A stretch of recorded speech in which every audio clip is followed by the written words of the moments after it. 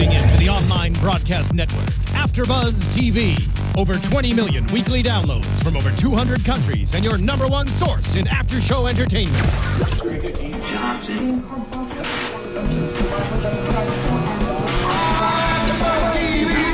TV, the destination for TV superfans, producing aftershows for over 300 of your favorite TV shows, interviewing celebrities and showrunners, and bringing you behind-the-scenes exclusives. All thanks to E! Entertainment's Maria Menounos, producer Kevin Undergaro, and internet leader Akamai.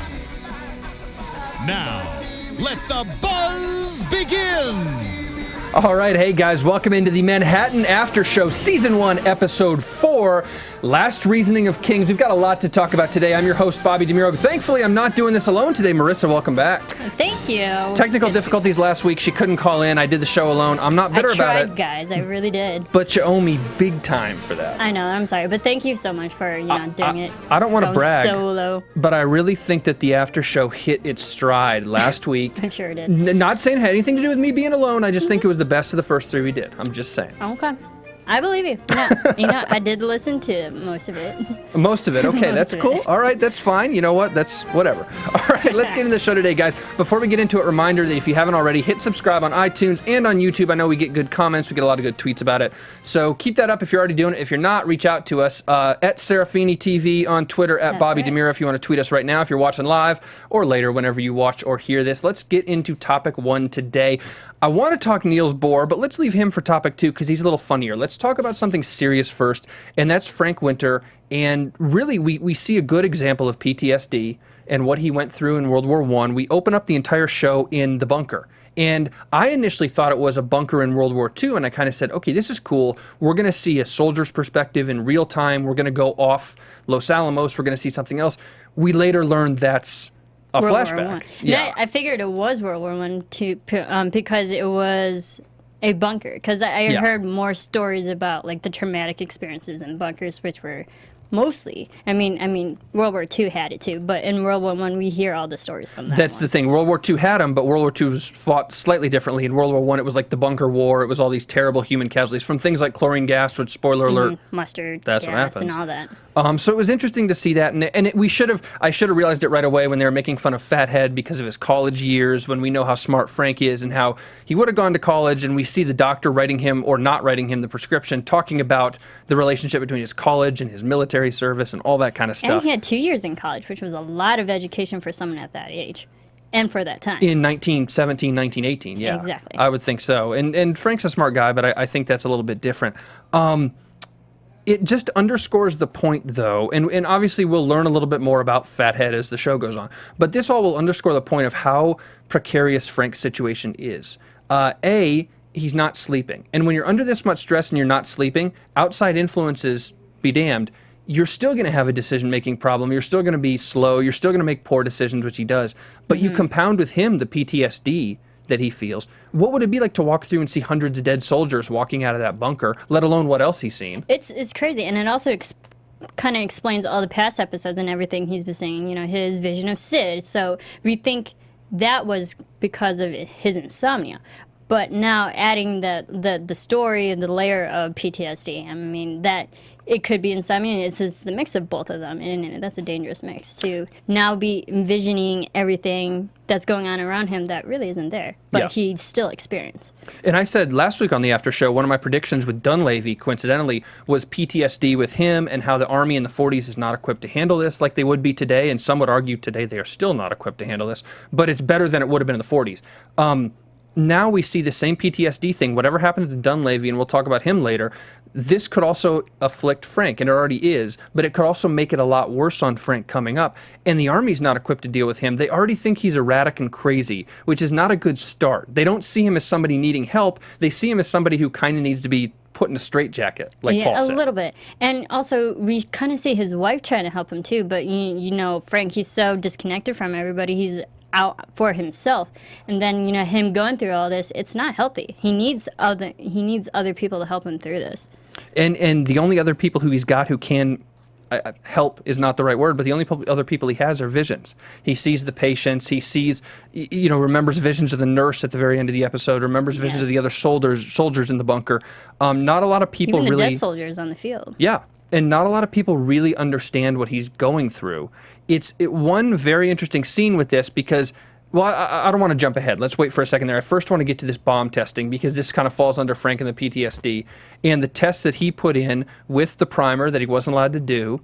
And this poor military policeman, Watts, we see again, Dunleavy was under-equipped to handle what he handled. Watts is now way out of his league. Yeah. So it's kind of crazy. I know, obviously, you need to prioritize security and military people on the front lines. When you're looking at soldiers, they need to be on the front lines in the Pacific Front and in Europe. But as important as Los Alamos is, and the government it readily admits how important it is and how secretive it needs to be, don't you think you'd find better military police than just totally fresh green guys who are really ineffective? I mean, yes, it would be better to, hire personnel that were more experienced and more highly ranked. But also, if you think about it, they're doing a Manhattan Project. They have to keep it very discreet. And probably the best people to hire are the people who are fresh and green, who wouldn't really question anything. They are just there to, be bodies, to be a part of this project. But also, then we also know that Frank, he tests everybody who has rank. And you can see he goes up against people, but no one argues against him. They just let him be. And no one placates to him, and he doesn't placate to anyone. Also, we did get the line that he still works for the U.S. Army, so he still does have a high-ranking position, and no one's going to test that either. So even if they did get higher personnel, they're not going to stop him. And for all the new people that are green that he's working with, no one's going to stop him because he's higher in rank. And not only is he higher in rank, but I think he's so crazy and he just doesn't give a damn. And you can see it twice in this particular section of the episode, in this particular storyline with Paul, with the British guy who went with him with the camera.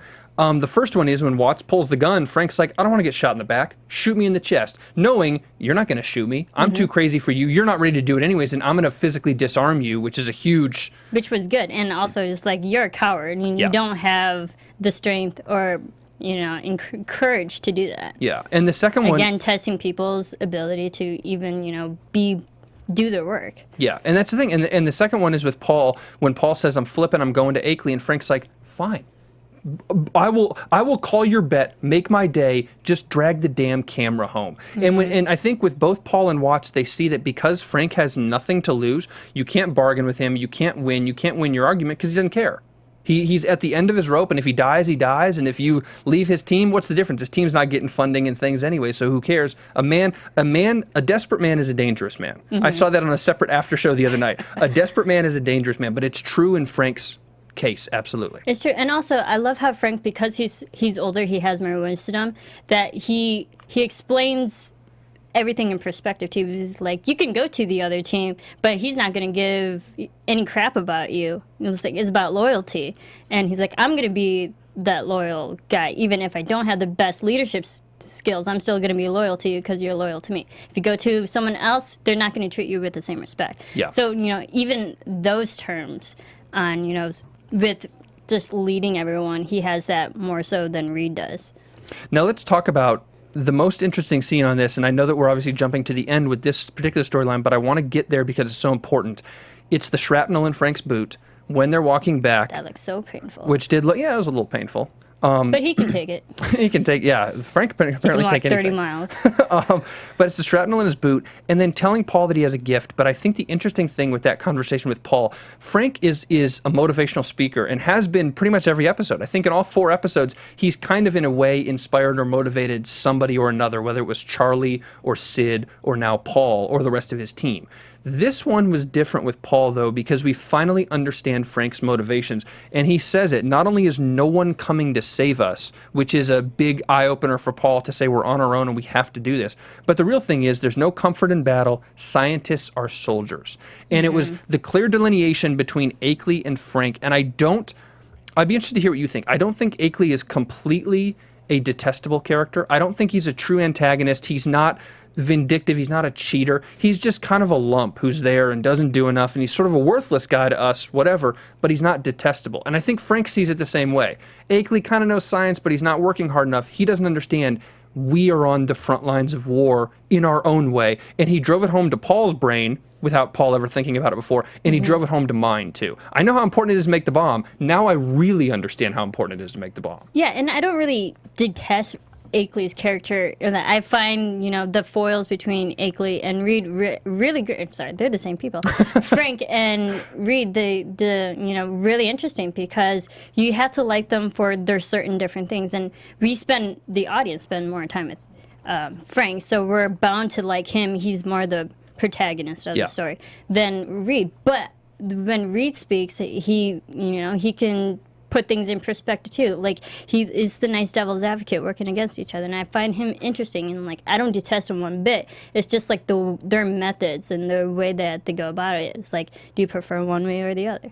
And I think Reed sort of represents maybe the government's mindset, a little more official, a little slower. I know the stereotype of the government, in all regards nowadays, look at the DMV or something stereotypical, how long stuff takes, how difficult the process is. And that's sort of Reed. We're going to take a long time. I'm only going to work this many hours. And Frank's like, forget it. It's whatever you can do. If I got to put in 100 hours a week, that's what I'm going to do. I'm going to put in 100 hours a week. And he does. And he's working all night. And he's been criticized for not sleeping, which is going to keep affecting his decision making. And whether insomnia is a symptom of a bigger issue with him, whether it's PTSD or depression or something else, something more serious than insomnia is going on, but all of that's going to affect his work, and I can't help but wonder, not to predict too much, if he's not going to make a colossal mistake at some point. Not these little ones with the detonations that we've seen. That wasn't supposed to happen. Exactly, and the detonation mistake today was a big one. He shouldn't have ran up to it.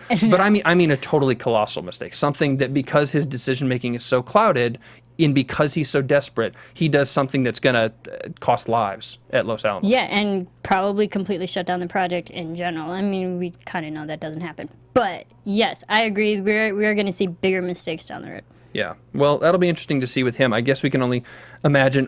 Let's get to Niels Bohr now. Before we do that, though, guys, one quick thing. We have got a great sponsor on this show, on the Manhattan After Show. Walmart is doing a new thing called Savings Catcher, the simple, easy way to save. No more driving all over town, searching through ads, or coupon clipping. The thing you can do if you become a Savings Catcher today, enter your Walmart receipt. So after you go shopping at Walmart, come home, you have your receipt, enter it online, and if any eligible item you purchase was advertised for a lower price at any other store in your area, Savings Catcher will give you a Walmart e-gift card for the difference. So restrictions will apply, but enter it online, or you can enter it on the Walmart app on your smartphone, and Savings Catcher does all the work for you. That's great. I know, it kind of sounds like a guaranteed win to me. You get all Walmart's low prices, you get all the other low prices if there is a lower price, and you can make up the difference on a gift card.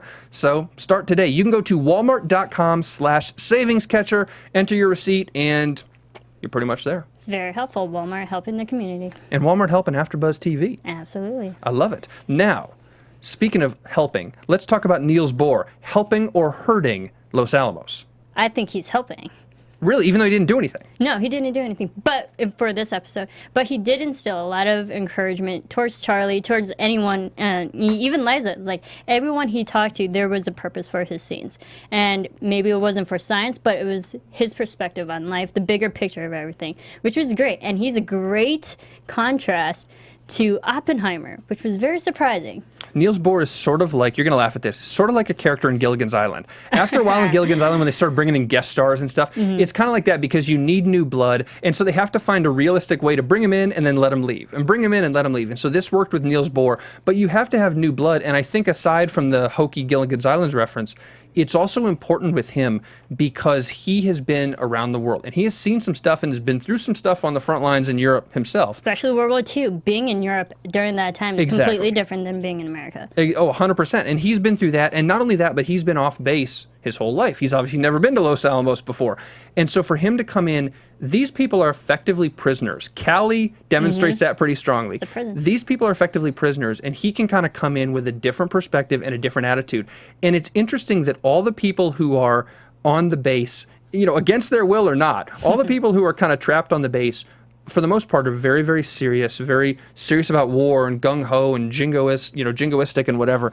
And Niels Bohr, who's been in the war situation, is really laid back. He really sees it from a different perspective. I know he understands the severity of war, of course, but he sees it from a very calm, a much different perspective, and he's the one who's on the front lines. You think it would be flipped around. Yeah, but it's great that because he has this experience, he can instill it upon other people, be like, hey, it's not as bad as you think. You Yeah. know, it's like, I know what it's like. And even if you are straight and you're doing what you don't want to do, there is, you know, there's still science out there. You can still do it. So it's like, I love his encouragement of other people, because at this point, we've seen about everybody, and they're all kind of hopeless right now. I mean, they know that they're stuck in the mud, they can't go anywhere.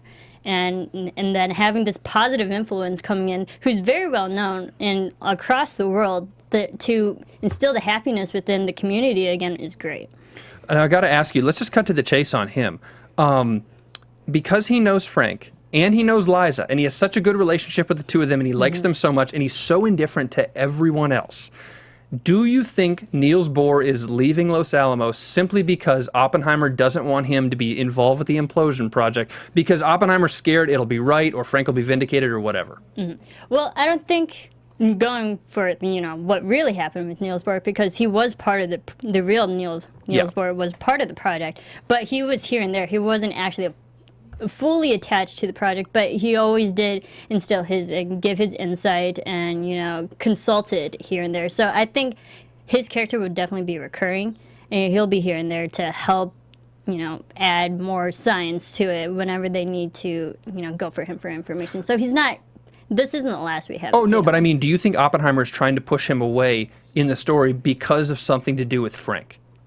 Do you think Oppenheimer is scared about Niels and Frank and their relationship, and Niels looking at the implosion thing and all that kind of stuff? I think yes, because he knows, because of their close relationship, he knows that Frank is probably right in all of his science, and Oppenheimer is feeling threatened. Yeah. So to get away from someone who's going to also agree with Frank and just give him more power in this whole project. And someone who everybody respects. This would be a huge in for Frank if Niels stuck around, if Niels did whatever, because that legitimizes everything Frank's been doing. If you can say no to Frank Winter if you've all determined him crazy. They can't say no to Niels Bohr. But then you say no to Niels Bohr? No, that's not going to happen. Yeah, they're in love with Niels Bohr. Everyone loves him.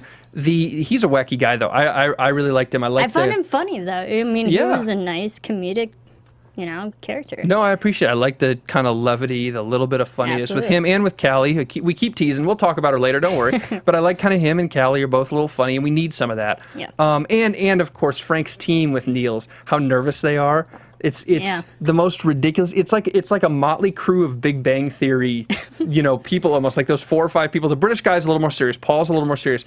And we've seen other ones be serious at points, but the rest of that crew together is like, it's funny and it's cool, and it's truly just a quirky band of misfits. It's Little Rascals. And I love it, exactly, because I love Frank's team because they're so average Joe, and we can, as the audience, feel for them more and, you know, really just connect with them more than Reed's team. Yeah. And I liked how it was across the board. Everyone was just like so enthralled by Neil. I made the Twister reference already, right?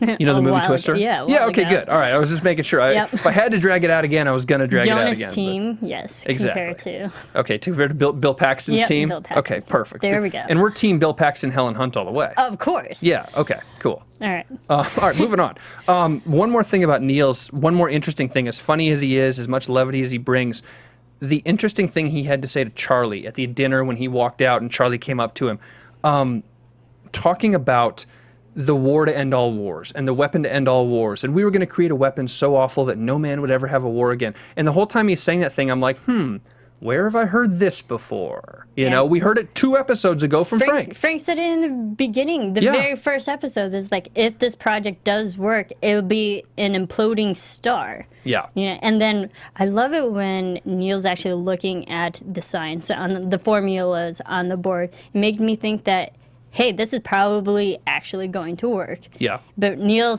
you know, found that out, and you can kind of see it in his face, like, wow, this is real. This really does happen. But he's like withholding that information from Oppenheimer. Well, and it's an interesting thing with him to see. Him talking about chlorine gas and what happened in World War I is such a parallel to Frank right now in World War II. Niels in World War I has the perspective looking back that said, we created a monster in chlorine gas and mustard gas and all those things. We thought it was going to end all wars. The nasty weapon, no one would ever use it again. It's so big. Guess what? We're fighting World War II 20 years later. Didn't end anything, you know? And when Frank said it in episode 1 or 2 to Liza, something along the lines of, if we succeed, this will end all wars, I'm thinking to myself, Korea, Vietnam, Gulf War, war on terrorism. You know, no, it didn't end all wars. And I know he can't predict the future, but obviously that line is... They're building another weapon that will affect so many people. But it won't end all war. And that's the crazy thing. And I think Niels has that perspective. And he says, we built a big weapon. It didn't end war. You can build another big weapon, but it's not about war or not. It's about this insane drive that humanity wants to exterminate itself. I think that's what he said. And he looks at it from just kind of he's done. He literally said that to Charlie. He's like, I'm done. I don't want to do it anymore. Whatever he said, you know, it wasn't his words verbatim, but he kind of walks away and says, I'm done. I don't want to do it anymore. And that's that idea of him giving up and saying, humanity's crazy. What we did was crazy. This is even crazier, and the next time's going to be crazier than that. Yep, absolutely. You know, and for Niels, I think Niels, and a lot of these guys will understand this, but I think Niels understands, without saying as much, how dangerous he is. Not as an individual, he's not going to kill you, but how dangerous his mind is that they can create things like this that will kill thousands and hundred thousands and millions of people. And also, Niels has a different perspective on science itself because he studied the atomic mass, so he can probably understand it on a whole different level, the science of it all on a different level, and realize the extremity of everything that's going to be happening in this project. Yeah, and I love some of the very little things they did with him. Not only the scene with Liza, which was really nice, talking about how, you know, Frank told me if I ever get close to a Nobel Prize, it's going to be my wife's dinner guest, which is a great thing to say. Not only to make Liza feel good, but it's a great thing for Frank to say to Niels. But even the little thing with the Kestrel, when we very first see Niels, and he's walking over, and Charlie wants to impress him because Charlie's a go-getter, and this is war, and Niels like, look, it's a Kestrel. And yeah, it's goofy, but it's also somebody who has seen hell and wants to appreciate the beauty. Everything else in the world. Yeah, and I think that's not that Niels is the wrong person to have on the project. He's perfect. He's very smart. He's smarter than arguably anybody in the world in a lot of ways. Right now, yeah. But mentally, maybe he's not the best person to have in this project because he's not there. He doesn't want to do it, and that's fine. There's nothing wrong with it. But he can't contribute the way that I think Oppenheimer's expecting him to contribute. Absolutely. And he's not going to. Like you said, he'll be in and out, but he's not going to stick around. Not be officially part of it. He's not putting in 100 hours of work every week like Frank is. Yep. But real quick about, I guess, with Liza with him, because Liza's storyline is going to start getting interesting. We see at the end she's furiously studying, doing, you know, whatever it was with flowers and botany. I don't know where that will go with her, but we've already known how smart she is. We know what she gave up, a tenure track in the Ivy League, which for a female professor at that time period is much different than it is today. It's a huge gig for anybody today. It's different 60 and 70 years ago. Yep. And for her to give up that, not only is a big sacrifice, but it underscores just how intelligent she is and how much she wants to work. Do you remember her saying to him, the Army won't let me work. I want to do something and they won't let me. And it also shows how much faith that she has in Frank to let Frank's science overcome hers. Yeah. And that like she's really taking the back seat right now, which, I mean, that's a great wife in and of itself. Yeah.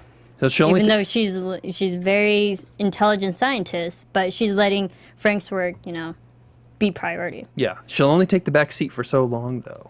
Little baby prediction in there. Yeah, she's too smart of a woman not to. All right, hey, as we're moving on to our third topic, remember, guys, we mentioned at the top of the show, but if you haven't yet, go on iTunes, hit subscribe. If you're listening to the audio podcast, if you're watching the video on YouTube, hit subscribe. And if you're on social media, Facebook, Twitter, Instagram, blah, blah, blah, at AfterBuzz TV on every single one of those outlets. AfterBuzz Instagram, have you been following the AfterBuzz Instagram lately? Of course. They're like blowing up. Like every day I've got like 10 new Instagrams, and there's like guests and shows. And I'm just like, okay. Yep. All right. That's what we do. Cool. Good Instagram follow. All right. Let's go to topic number 3. This will be a fun one. We talk about bombs and serious stuff and death in the first 2.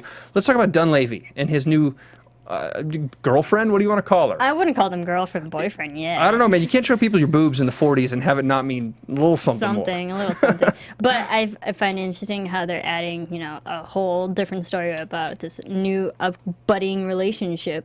Yeah. Especially in such a small community, people are going to find out.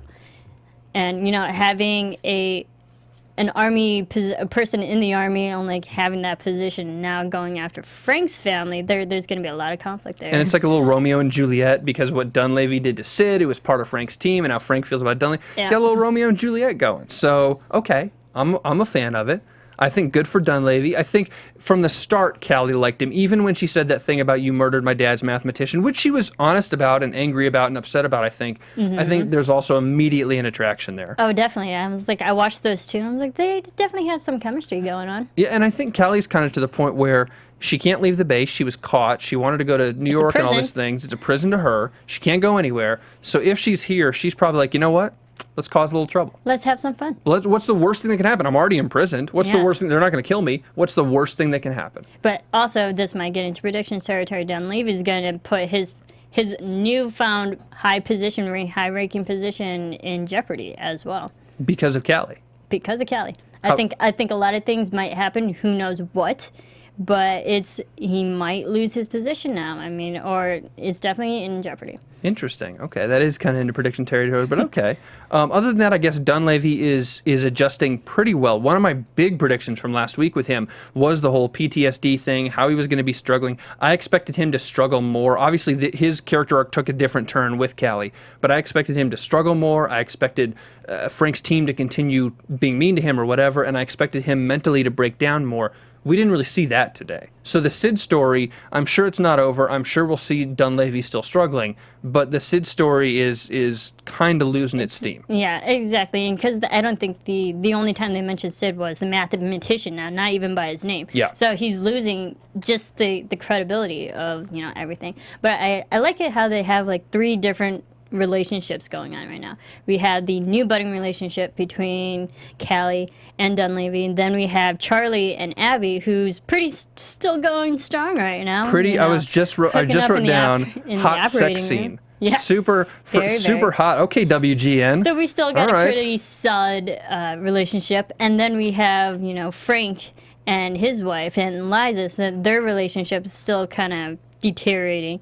So it's like these 3 stages of relationships are fun to watch.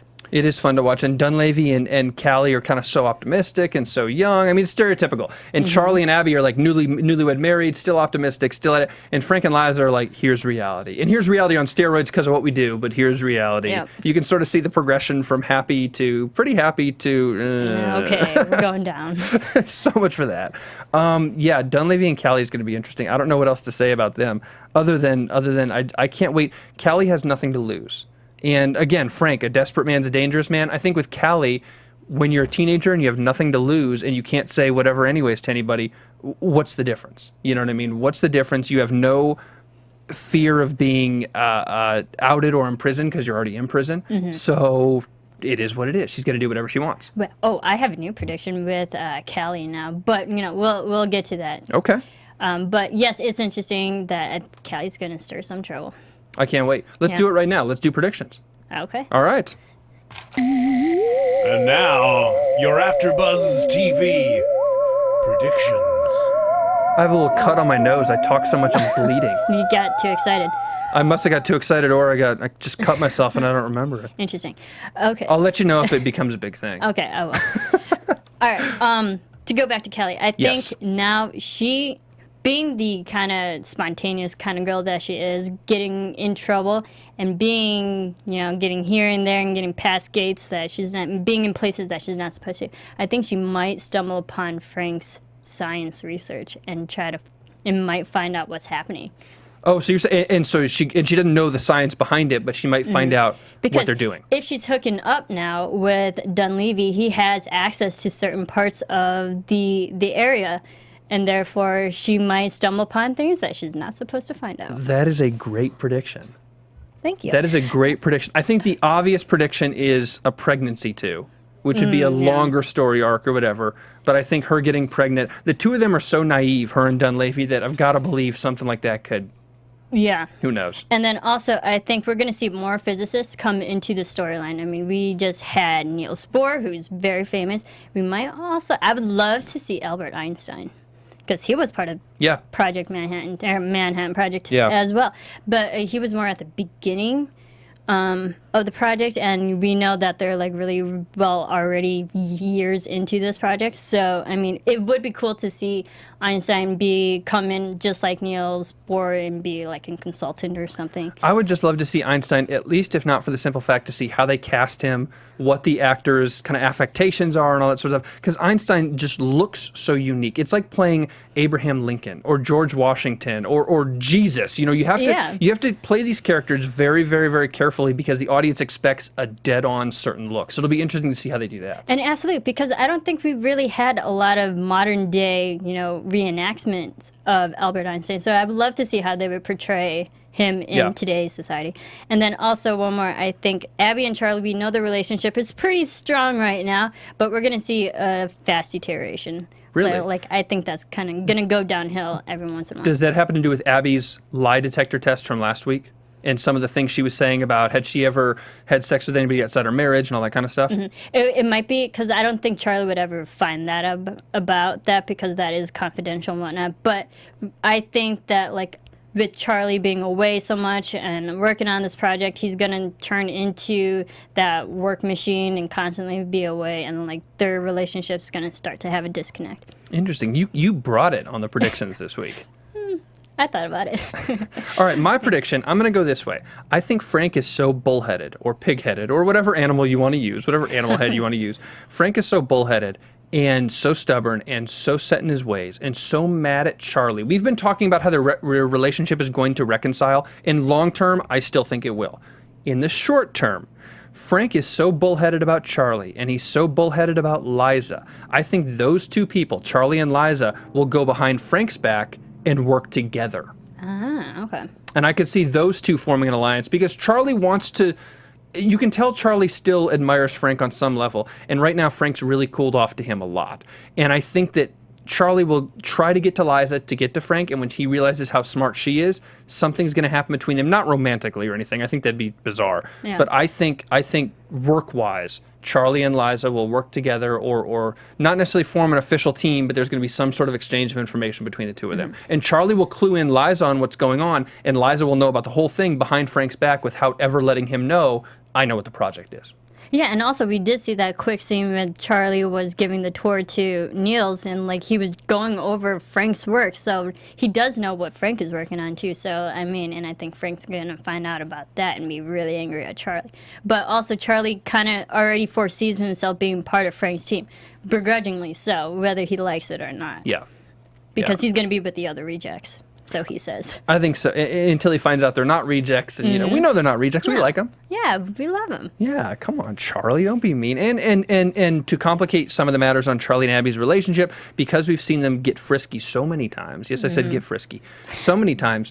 I think a pregnancy is in tune for them, and it would make sense for a lot of reasons, but one of them is when their relationship gets complicated, if your prediction's correct, a baby will only further complicate this whole situation. Yep. So I could see that coming as kind of a secondary prediction down the road here. And it'll make, Lord knows it'll make Abby busy enough, because she's not busy right now. No, she's not.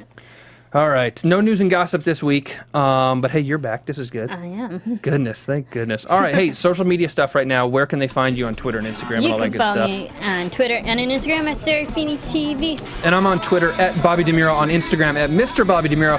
This was season 1, episode 4, Last Reasoning of Kings here on the Manhattan After Show. We will be back next week with episode 5. Thank you guys for joining us this week. We'll see you then. From executive producers Maria Menounos, Kevin Undergaro, Phil Svitek, and the entire AfterBuzz TV staff, we would like to thank you for listening to the AfterBuzz TV network. To watch or listen to other after shows and post comments or questions, be sure to visit AfterBuzzTV.com. I'm Sir Richard Wentworth, and this has been a presentation of AfterBuzz TV. Buzz you later. The views expressed herein are those of the hosts only and do not necessarily reflect the views of AfterBuzz TV or its owners or principals. Thank you for watching AfterBuzz TV on YouTube. For more of your favorite after shows and interviews, subscribe to our channel here, and be sure to share your opinion on the episode in the comment section below here. We'd love to see what you guys are buzzing about. Thanks again. Buzz you later.